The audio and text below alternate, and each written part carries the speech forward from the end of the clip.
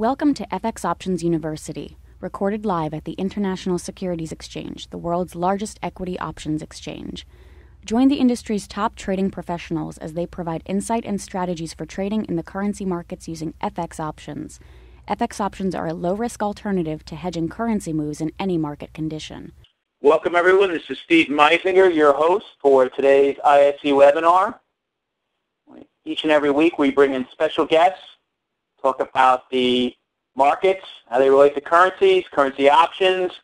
Today, I'm really happy that we have John Person with us. John is the founder of NationalFutures.com. John spent many years on the floor of the exchange, battling it out as I did.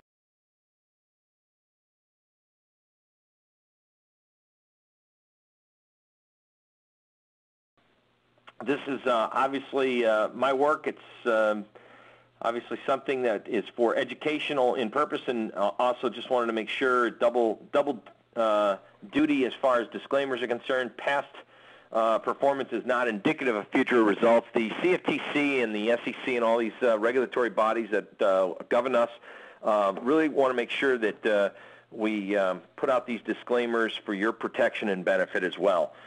Hey, John, can I just jump in real fast? Please do, Steve. I just want to remind everyone that this is John Person, and John is talking about using technical analysis to develop an FX option strategy. I'm your host, Steve Meisinger. Just want to remind everyone, I think the recorder hadn't been turned on. So again, this is John Person, and he'll be talking about using technical analysis to develop an FX option strategy. I'm your host, Steve Meisinger. Sorry about that, John. Please move forward. No problem. And folks, because it's being recorded, not TiVoed, but any event, we seem to have a few disclaimers up, and that's okay. Folks, welcome to today's session, and it's certainly my pleasure to work with the ISE, especially Steve Meisinger, really good guy, and many of you are probably familiar with his work in it of itself. He does a lot of presentations, does a lot of hard work, helping to educate the investing public. And from what I see and talk with and hear from people respond to me by email and some of their trades, I would say that the general public is doing quite a lot better than they were, say, maybe even 5 or 6 years ago. And I think it must be through better understanding and better education, taking control of their own trades. And you know, positive results-driven traders, you know, we are not like weathermen where we can call the weather bad and still, you know, have a job the next day. We're results-driven people. We need to show consistent profits, otherwise, you know, there's no sense in trading. And I think that for people to come here, they are seeing success and they are intrigued in the other opportunities. And so that's why I'm very proud to be a part of the ISE's educational presentations. And we've done some really good presentations in the past. And if you just logged in, this is being recorded. Just wanted to mention that. And also, we've done some past presentations to talk about seasonalities, candles, pivots. And I think we've had some really good moves in the marketplace based on seasonalities. And I thought it'd be nice today to come back and say, listen, besides looking at the seasonalities of some of these currency plays, look at some of the technical indicators that most people are familiar with that may give them an edge and help them with their execution, or at least helping them to decide what side of the market to be on. And that's what today's presentation is designed for, to help the investors look at a few of these technical indicators that are most popular and which ones out there are a little bit better, and how I use them personally to get trade ideas and discover opportunities.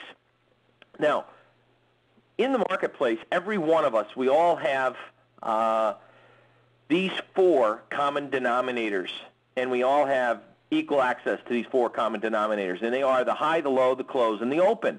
And every form of technical analysis, every indicator, oscillator depend on these 4 common denominators. Generally speaking, an indicator will measure the current bar's close or current bar's price as it relates to past price action. And the past price action, folks, is defined by old highs, old lows, closes, and opens. If we see a moving average study, a simple moving average at that, which is designed by taking past closes, for example. If you take a simple moving average based on the close, it will just define and filter out the excess noise, not necessarily the highs and lows or the ranges. It'll give you a value of what the typical price is based on the input that you've generated, whether it's a 10-day moving average, a 20-day, or a 200-day moving average, in fact. So most traders are using technical analysis without understanding where those indicators or how those indicators are derived. And I think it's interesting, if you think about it, really, if we all have equal access to these four common denominators, then how come all of us have different results? And it's how we understand, relate, and then more importantly, react to the information presented to us. That's what makes us different as traders. We all have equal access to this information, and again, it's how we interpret and act on this information that makes us better or worse than the next guy or girl. Our job as a trader is to look for setups and triggers that depend on the current market condition, or at least the last price, the close, as it relates to these past four or current common denominators. And I say current because where is the close as it relates to the current bars high and low? Where is the close as it relates to the average of past 5 periods highs or average past 5 period lows? I gave that example because, quite frankly, that is a moving average channel that people can utilize. Instead of using a moving average of closes, we can utilize these parameters even in understanding moving average parameter values. So instead of taking a close of a moving average, we can take a moving average of highs or a moving average of lows. Tell me what the average of the past 5 periods high was, and if the market closes above that, then we have a true momentum, kind of like our own momentum reading, and we call that a moving average channel. And that's something that each and every one of you, if you have a trading account, you have a platform, you could simply change the parameters of a moving average. No one told you that you had to just use a moving average of the close. It depends, and that's what we're going to discover today together.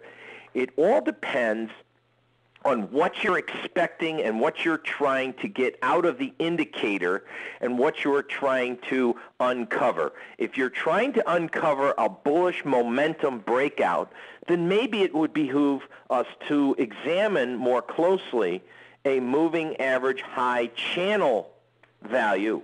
If we're trying to look for a particular support that may break down and show us that we have a negative momentum or a bearish breakdown in price, then perhaps using a moving average of the lows as a support violation technique would be better for us than, say, a moving average of the closes.